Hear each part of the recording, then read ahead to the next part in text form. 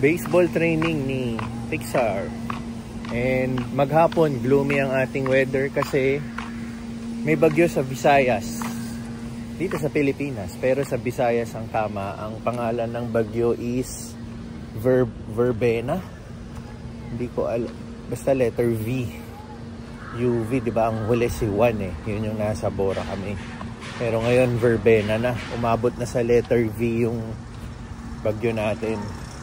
So maaga-aga tayo nandito sa venue kung saan nagte-training sina Pixar. Magre-restroom muna tayo.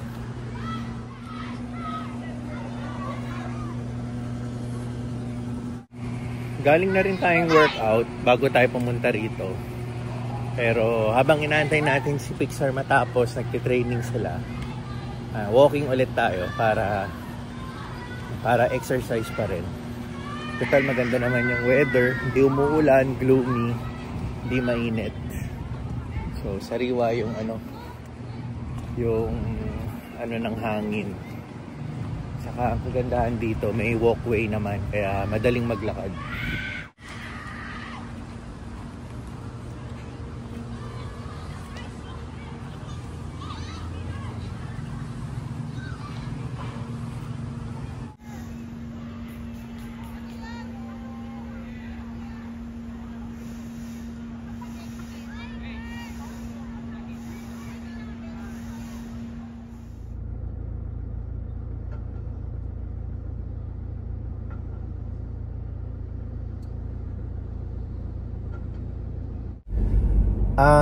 Nagatid lang tayo ng gamit ni Pixar sa bahay ni Utol. Gamit sa baseball.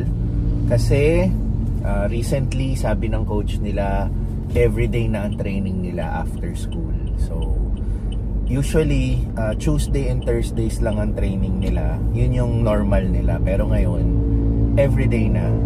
Kasi alam mo naman yung hindi magandang nagiging resulta lagi pag nakikipag-tune up game or sa tournament. Hindi maganda yung nagiging results ng games nila, no? Kaya more practice, more pagtutok sa kanila para naman maganda yung resulta ng magiging games nila, which is understandable naman. Tsaka sanay na rin naman ng mga bata yan, sina Pixar, sanay na sila. Diba, yung iba kasing mga kaklase nila, syempre wala silang pinaparticipate na sport. So after school uuwi na sila, magpapahinga na. Pero sina Pixar, yan, sanay na sila. Kahit gabi na nakakauwi, gagawa ng homework and then rest. Ang napansin ko naman sa kanila, ang benefit naman nito, though alam mong everyday pagod sila, ang nakikita ko namang benefit nito is lumalakas yung resistensya nila. Nasasanay sila sa mga ganyang activities. Nababawasan na rin yung gadget time nila. Imbis na uuwi, magga-gadget lang sila. Yan, nagpa-practice sila ng baseball, kasama niya yung mga teammates niya. Yan, nagkakaroon sila ng bonding magkakaibigan, no? Nang hindi gumagamit ng gadget. Yun ang nila. Ayun yung nakikita kong advantage, which is okay din naman. Yung una, naaawa ako sa mga bata kasi syempre, di ba, after school, yung ibang kaklase nila uuwi na, pwede nang magpahinga, pwede nang mag-relax, pero sila maghahanda pa for training. Tapos yung training na yon hanggang magdilim na. Tapos pag dilim, gutom na sila for dinner. Tapos pagka dinner, kailangan mo pang gumawa ng homework for school. Life of an athlete, yan, ganyan ang buhay nila, no? Pero alam mo, si Pixar bata pa naman, though baseball yung gusto nila, hindi pa natin alam totally yan talagang gusto nilang maging, no?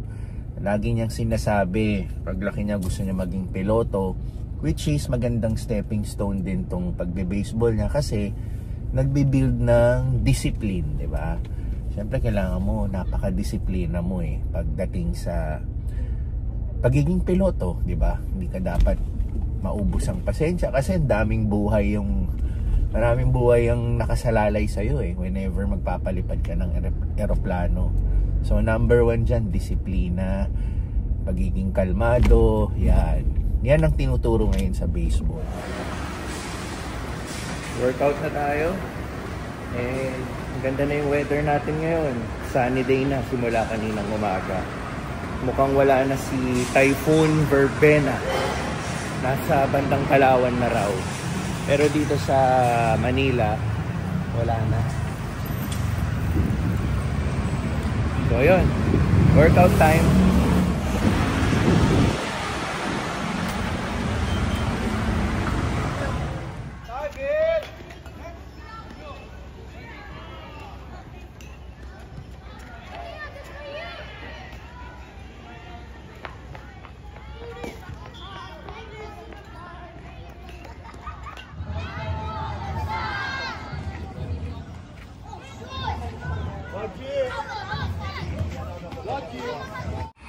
Okay, ginabi na kami.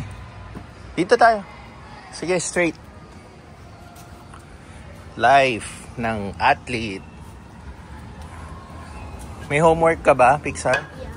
Yeah. Gagawa pa ng homework.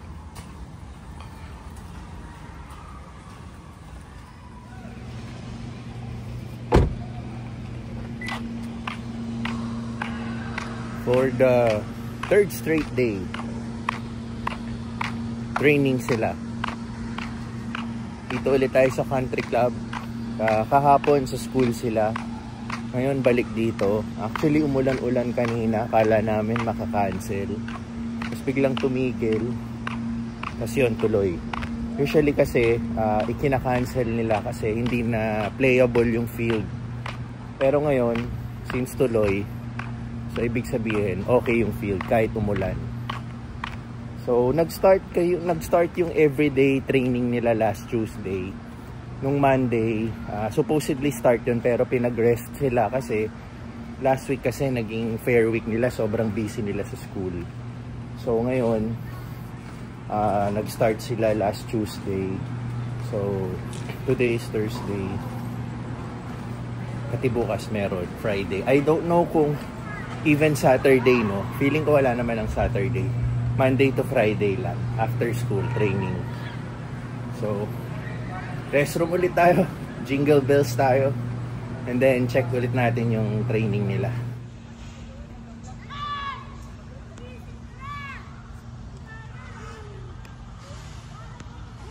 So, ganito yung training nila for the past 3 days yan. Oh, sayang. Di nasalo ni Pixar.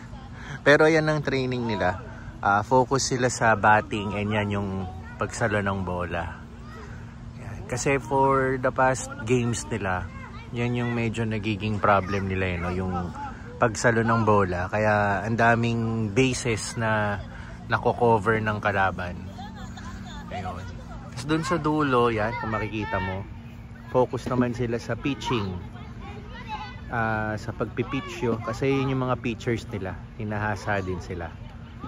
So, ganyan ang training nila. May kanya-kanyang pag-focus sa kanya-kanyang skill set. So, sina Pixar sa catching and sa batting. Yan sila. Before kasi yung training nila, lahat sila sama-sama. Parang isang game. Yan. Pero ngayon, tutok muna sa mga Ayun yung naging nila for the past 3 days. 3 straight days. So, meron ulit bukas Friday.